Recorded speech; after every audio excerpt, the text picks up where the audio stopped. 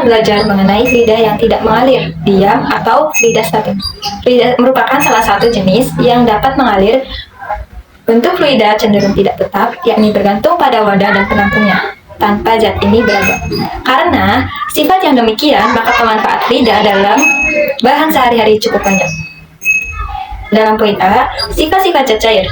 Sifat-sifat zat cair yang pertama adalah zat cair dapat berubah bentuk bergantung dari wadah penampungnya. Zat cair memiliki bentuk yang sesuai dengan wadah penampungnya dan dapat berubah bentuk sesuai wadah itu. Yang kedua, zat cair menempati ruang dan mempunyai massa. Bila kita menuangkan air dalam sebuah wadah, maka air akan menempatkan ruang dari tempat yang terendah. Ketika air dituangkan pada sebuah wadah yang bentuknya tidak beraturan, maka air akan menyesuaikan bentuk sesuai dengan wadah penampungnya itu. Wadah yang kosong akan terasa lebih ringan dibandingkan dengan wadah yang terisi penuh air. Ini menunjukkan bahwa air memiliki massa.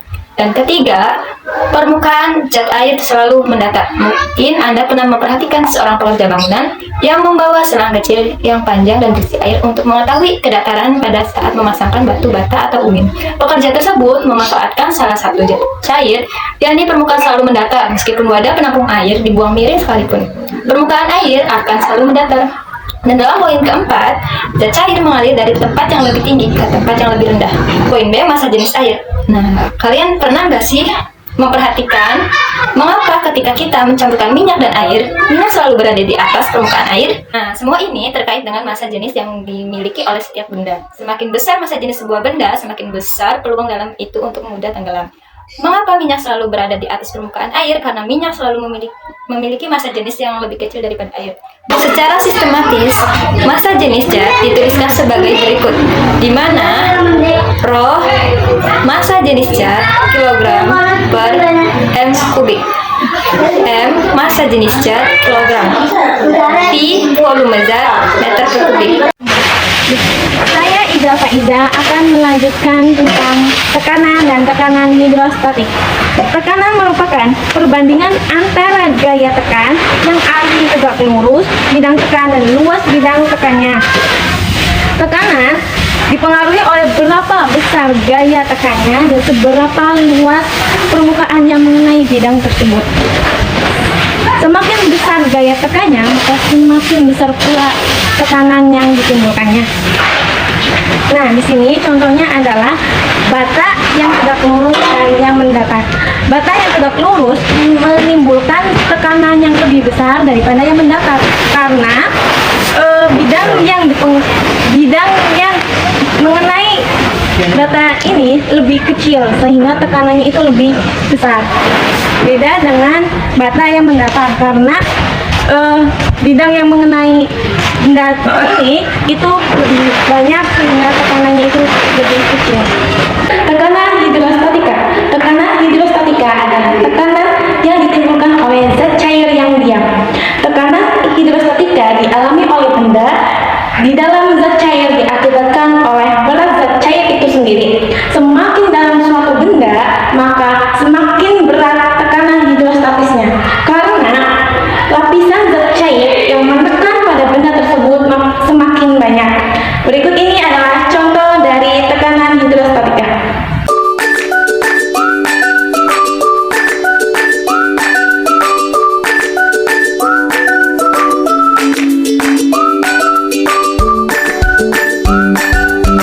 Berikut ini adalah rumus untuk mengukur tekanan hidrostatika. Dan ini adalah contoh untuk mengukur tekanan hidrostatika. Nah, di dalam soal tersebut sudah diketahui bahwa massa jenis airnya adalah 1000, velocitasnya adalah 10 meter per sekon kuadrat, dan kedalamannya itu 100 cm. Kita buatkan menjadi 1 meter. Nah, yang ditanyakan adalah tekanan hidrostatiknya. Untuk menyelesaikan soal tersebut, kita tulis dulu rumusnya. Ini adalah rumusnya. Kita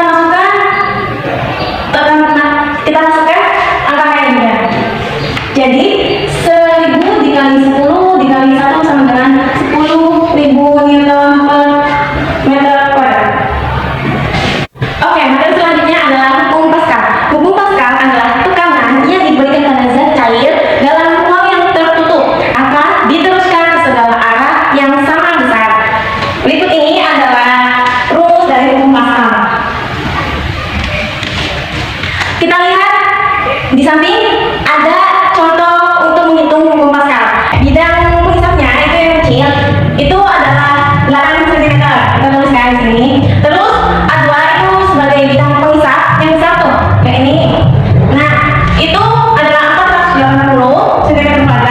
dan bebannya yaitu sebuah mobil adalah 4.200 Newton. Nah yang bertanya adalah berapa berat beban yang ada di atas benang rusak yang pertama. Oke, kita selesaikan. Nah di sini F2 dan dibagi A2 dikali A1. Kita masukkan saja nomor-nomornya ke dalam rumus dan hasil akhirnya adalah 70 Newton. Hukum pokok hidrostatika. Hukum pokok hidrostatika adalah yang mengatur tekanan yang berlaku pada zat cair yang besarnya dipengaruhi oleh kedalamannya. Semua titik yang terletak pada kedalaman yang sama dan dalam fluida yang sama, maka besar tekanan hidrostatisnya sama besar. Contohnya, pada gambar di samping terdapat tabung yang berbentuk U. Nah, di situ diketahui masalah jenis airnya, tinggi kolam airnya, dan tinggi kolam minyaknya. Nah, berarti yang ditanyakan adalah masalah jenis minyaknya. Oke, ini adalah rumusnya. Ini adalah rumusnya. Kita selesaikan jawabannya. Jadi dijawab masalah jenis air sama dengan masalah jenis minyak. Masalah jenis air dikali tinggi kolam air sama dengan masalah jenis minyak dikali tinggi kolam minyaknya. Dapat diketahui bahwa masalah jenis airnya adalah 1000 dan tinggi kolam airnya adalah 8. Nah, tinggi kolam minyaknya adalah 10. Jadi kita tulis saja. Nah, kita selesaikan. 1000 dikali 8 sama dengan 8000. Nah, masalah jenis minyak sama dengan 8000 dikali 10. Tapi ini pindah kelas. Jadi ini dicoret, jadi sama dengan masa jenis minyak hasilnya adalah 800 kg per mililiter wadah. Perkenalkan, nama saya Widianti. Saya akan menjelaskan materi mengenai hukum Archimedes. Berat benda berkurang saat dimasukkan ke dalam air disebabkan oleh adanya gaya apung atau yang dinamakan dengan Fa yang mendorong benda ke atas atau berlawanan dengan arah berat benda. Seorang ilmuwan Yunani yang bernama Archimedes pada tahun 287 sampai 212 sebelum Masehi menemukan bahwa benda-benda yang tercelup dalam air seolah-olah kehilangan beratnya. Peristiwa ini bukan berarti ada massa benda yang hilang. Berat benda berkurang saat dimasukkan ke dalam air disebabkan oleh adanya gaya apung yang dilambangkan dengan Fa yang mendorong benda ke atas atau berlawanan dengan arah berat benda. Fenomena ini dipelajari oleh Archimedes yang hasilnya kemudian dinyatakan sebagai hukum Archimedes. Jika benda dicelupkan ke dalam zat cair, maka benda itu akan mendapatkan gaya ke atas yang sama besar dengan berat zat cair yang didesak oleh benda tersebut. Menurut Archimedes, benda menjadi lebih ringan apabila diukur di dalam air daripada di udara, karena di dalam air benda mendapat gaya ke atas. Berarti, hukum Archimedes, besar gaya ke atas adalah massa jenis zat cair dikali gravitasi dikali volume zat cair yang dipindahkan, atau Fa sama dengan Rho dikali G dikali V, atau sama dengan Fa gaya apung dengan satuan Newton dan Rho massa jenis zat cair dengan satuan kilogram atau meter kubik, dan G yang artinya kecepatan gravitasi dengan satuan meter atau sekon persegi, dan V volume zat cair yang dipindahkan dengan satuan meter kubik. Contohnya, jika sebuah benda bervolume 2 meter kubik dimasukkan ke dalam air yang memiliki massa jenis 1000 kg atau meter kubik dan nilai percepatan gravitasi sebesar 10 meter atau sekon persegi, hitunglah gaya ke atas yang dialami benda. Jawabannya, diketahui V sama dengan 2 meter kubik dan Rho sama dengan 1000 kg atau meter kubik dan G sama dengan 10 meter atau sekon persegi. Nah, yang ditanyakan adalah Fa. Jawabannya, Fa sama dengan P dikali G dikali V. Nah, Fa yaitu Rho 1000, G 100, dan V 2. Jadi 1000 dikali 10 dikali 2 yang hasilnya 20.000 Newton. Nah, hukum Archimedes tersebut digunakan sebagai dasar pembuatan kapal laut atau kapal selam. Suatu benda dapat terapung atau tenggelam tergantung pada besarnya gaya berat yang dilambangkan dengan W dan gaya apung yang dilambangkan dengan Fa. Jika gaya apung maksimum lebih besar daripada gaya berat, maka benda akan terapung. Sebaliknya, jika gaya apung maksimum lebih kecil daripada gaya berat, maka benda akan tenggelam. Jika gaya apung maksimum sama dengan berat benda, maka benda akan melayang. Gaya apung maksimum adalah gaya apung jika seluruh benda berada di bawah permukaan zat cair. Nah, hampir semua logam memiliki massa jenis atau kerapatan yang lebih besar dari air. Tentu, kamu berpikir bahwa semua logam akan tenggelam dalam air. Nah, mengapa kapal laut yang terbuat dari logam tidak tenggelam? Mari kita bahas. Kapal laut dapat terapung karena pada saat diletakkan secara tegak di lautan, kapal laut dapat memindahkan air laut dengan jumlah yang cukup besar. Sehingga kapal laut mendapat gaya ke atas yang sama besar dengan berat kapal laut. Nah, bagaimana dengan kapal selam? Mari kita bahas juga. Bagaimana kapal selam dapat terapung, melayang, dan tenggelam dalam air laut? Pada prinsipnya, kapal selam dapat memiliki kemampuan tersebut karena berat kapal selam dapat diperbesar dengan cara memasukkan air ke dalam badan kapal.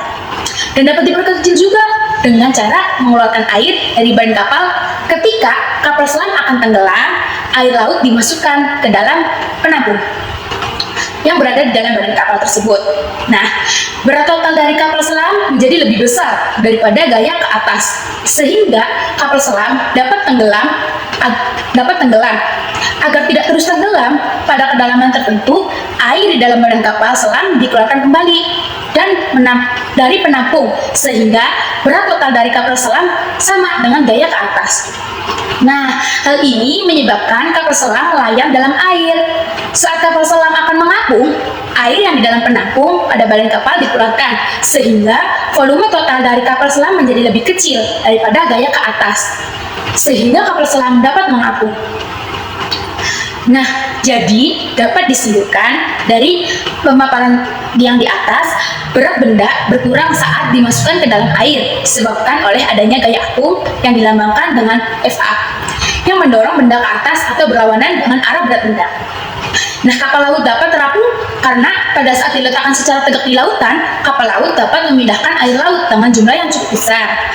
Dan juga pada prinsipnya kapal selam dapat memiliki kemampuan tersebut karena berat kapal selam dapat diperbesar dengan memasukkan air ke dalam badan kapal dan dapat diperkecil juga dengan cara mengeluarkan air dari badan kapal.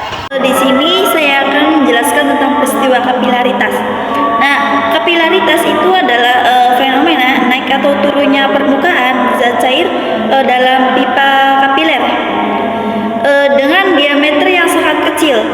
Nah, peristiwa ini terjadi karena adanya gaya adesi dan kohesi antara molekul-molekul zat cair dan dinding pipa kapiler. Nah, gaya adesi adalah gaya tarik-menarik antara molekul zat cair dan molekul dinding pipa kapiler.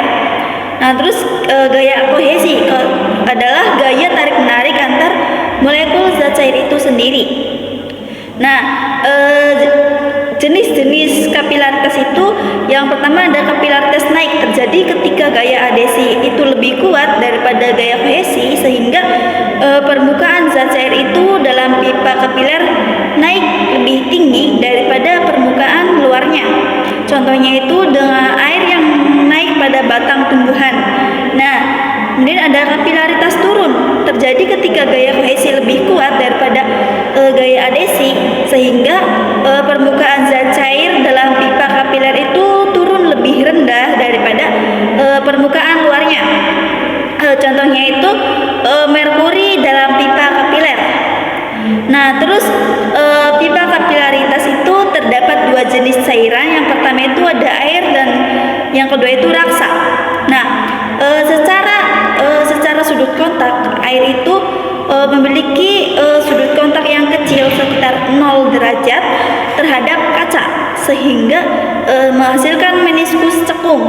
Nah, kemudian raksa ini memiliki sudut kontak yang besar lebih dari 90 derajat terhadap kaca. Nah, sehingga menghasilkan meniskus cembung. Nah, ketinggian kapilaritas air itu memiliki ketinggian kapilaritas yang lebih tinggi dibandingkan raksa pada pipa kapiler dengan diameter yang sama. Hal ini karena gaya adesi air terhadap kaca itu lebih kuat daripada gaya kohesinya. Kemudian raksa ini memiliki ketinggian ketinggian kapilaritas yang lebih rendah dibandingkan air pada pipa kapiler dengan diameter yang sama. Hal ini karena gaya kohesi rasa lebih kuat daripada gaya adesinya terhadap kaca. Contoh kapilaritas air dalam kehidupan sehari-hari itu misalnya ini contohnya meresapnya air pada tisu. Nah, jadi kan ketika kita mencelupkan tisu ke dalam air, itu air akan naik dan meresap ke seluruh bagian tisu. Hal ini kan terjadi karena serat-serat tisu memiliki diameter yang sangat kecil. Nah, sehingga kapilaritas itu menarik air ke atas. Gaya adesi antara air dan serat tisu itu lebih kuat daripada gaya kohesi antar molekul air, sehingga air itu mendistribusi secara merata di seluruh tisunya gitu. Terus contoh kapilaritas rasa itu digunakan dalam termometer ya. Nah, termometer merkuri. Nah, jadi termometer raksa menggunakan kapilaritas untuk mengukur suhu. Raksa di dalam tabung kapiler itu memuai dan menyusut dengan perubahan suhu. Pemuaian dan penyusutan ini ditunjukkan oleh kenaikan dan penurunan level raksa di dalam tabung yang kolaborasi untuk menunjukkan suhu. Di sini saya akan menjelaskan tentang fluida ideal. Jadi fluida ideal itu fluida yang bergerak atau fluida dinamik. Jadi aliran fluida dinamik ini dapat kita bedakan menjadi dua. Yang pertama itu jenis fluida yang bersifat tunak dan aliran turbulen. Jadi aliran tunak itu merupakan salah satu jenis aliran di mana masing-masing partikel in fluidanya itu mengalir secara teratur dan tidak saling memotong. Jadi aliran turbulen itu di mana alirannya tidak teratur dengan laju partikel yang beragam. Ada 4 sifat yang dimiliki fluida ideal. Di antaranya itu ada fluida bersifat non-viskos.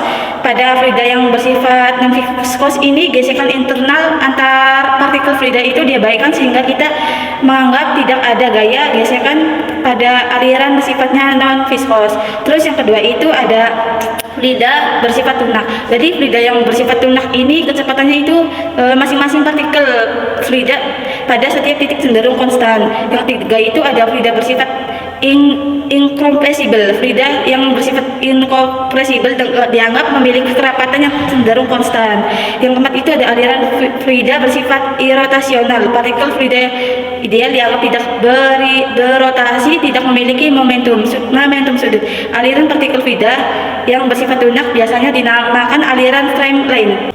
Baik, saya akan melanjutkan materi tentang persamaan kontinuitas.